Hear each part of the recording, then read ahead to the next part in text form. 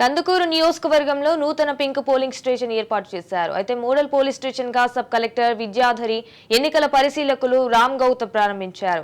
మహిళా ఓటర్లు అధికంగా ఉన్న నేపథ్యంలో పోలింగ్ కేంద్రాన్ని పింక్ పోలింగ్ కేంద్రంగా ఏర్పాటు చేశామన్న సబ్ కలెక్టర్, ఈ కేంద్రంలో ఓటర్లకు అన్ని వసతులు ఏర్పాటు చేశామని అన్నారు.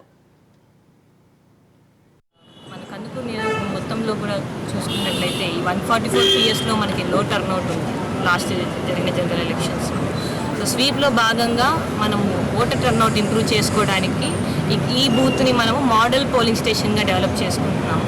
ఇక్కడ ఉమెన్ ఓటర్స్ ఎక్కువ ఉన్నారు కాబట్టి దీన్ని పింక్ పోలింగ్ బూత్గా రెడీ చేసుకుంటున్నాము.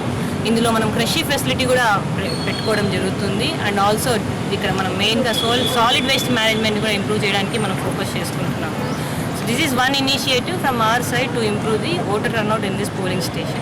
And election యొక్క వర్క్స్ గురించి చూసుకున్నట్లయితే మనకు ఈరోజు సార్ గారి ఆధ్వర్యంలో మనకు సెకండ్ ర్యాండమైజేషన్ ఆఫ్ ఏసీ అనేది జరుగుతుంది. అది అయిపోయిన తర్వాత we will just check the strong rooms and